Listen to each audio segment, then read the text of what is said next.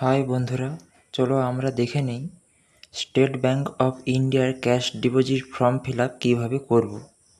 আপনাদের প্রথমে state bank of ইন্ডিয়ার ক্যাশ ডিপোজিট একটি ফর্ম নিতে হবে। প্রথমে আপনাদের এখানে লিখতে হবে ব্রাঞ্চ নেম। আপনাদের যে ব্রাঞ্চের অ্যাকাউন্ট আছে সেই ব্রাঞ্চের নামটি দিতে হবে।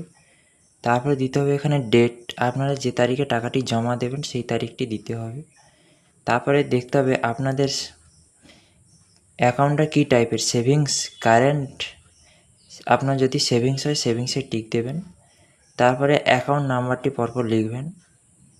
তারপরে লিখবেন আপনার নাম। তারপরে লিখবেন আপনার মোবাইল নাম্বার। তারপরে রুপিস অ্যান্ড ওয়াটস, আপনি যত টাকা জমা দেবেন সেই টাকাটি কথায় লিখবেন। আমি 1000 টাকা জমা দেবো তাই লিখেছি 1000 অনলি। তারপরে যিনি টাকাটি জমা দেবেন তার নাম লিখতে হবে, সিগনেচার অফ ডিপোজিটর। যে কেউ টাকা জমা নিতে পারে, যে জমা দেবেন তার নামটি এখানে লিখবেন। আচ্ছা, তারপরে এখানে প্যান নাম্বার দেবেন। যদি 50,000 টাকার ওপরে জমা দেন আপনাদের এখানে প্যান নাম্বার লিখতে হবে। তারপরে আমি 1000 টাকা জমা দেব। 500 গুণিত 1 সমান 500 টাকা। 200 টাকা দুটি নোট 400, 100 টাকা একটি নোট 100, মোট মিলিয়ে হচ্ছে 1000 টাকা। একটা দাগ টেনে দেবেন, টোটাল 1000। এটা চলে গেল ব্যাংকের পার্ট।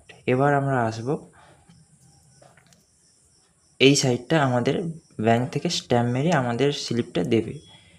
সেম একই রকম লিখবেন, ব্রাঞ্চের নাম, ডেট, অ্যাকাউন্ট নাম্বার, নাম, টেলিফোন নম্বর, অ্যামাউন্ট কত টাকা জমা দেবেন 1000, রুপিস ইন ওয়াট 1000 অনলি।